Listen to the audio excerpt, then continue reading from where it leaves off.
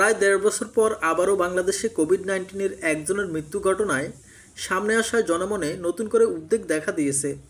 করোনার কারণে শিক্ষা প্রতিষ্ঠান বন্ধ হওয়ার সম্ভাবনা দেখা দিয়েছে। শিক্ষা মন্ত্রণালয়ের সর্বশেষ ঘোষণা। আসসালামু আলাইকুম ভিউয়ার্স, স্বাগতম আমাদের প্রিয় YouTube channel Salauddin tech YouTube চ্যানেলে।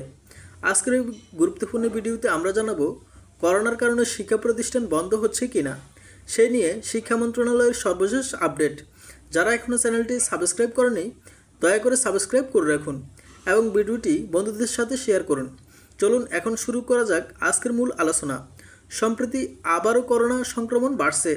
এই পরিস্থিতিতে শিক্ষা মন্ত্রণালয় স্কুল কলেজ বন্ধ করার বিষয়ে চিন্তাভাবনা শুরু করছে।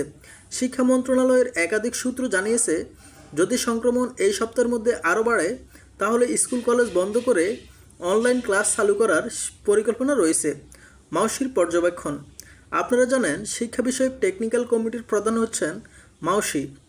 এই প্রতিষ্ঠান সার্বিক পরিস্থিতি পর্যবেক্ষণ করছে। শিক্ষা উপদেষ্টা জানিয়েছে, মাউশির কাছ থেকে প্রতিবেদন পাওয়ার পরেই চূড়ান্ত সিদ্ধান্ত নেওয়া হবে। যদি মনে হয় স্কুল কলেজ খোলা রাখা ঝুঁকিপূর্ণ তাহলে তা তাৎক্ষণিক বন্ধ করে দেওয়া হবে। কখন সিদ্ধান্ত আসবে? এই সপ্তাহটা খুবই গুরুত্বপূর্ণ। যদি সংক্রমণ নিয়ন্ত্রণে থাকে তাহলে শিক্ষা প্রতিষ্ঠান খোলা থাকবে, আর যদি সংক্রমণ বৃদ্ধি পায় তবে সরকার স্কুল কলেজ বন্ধের ঘোষণা দিতে পারে।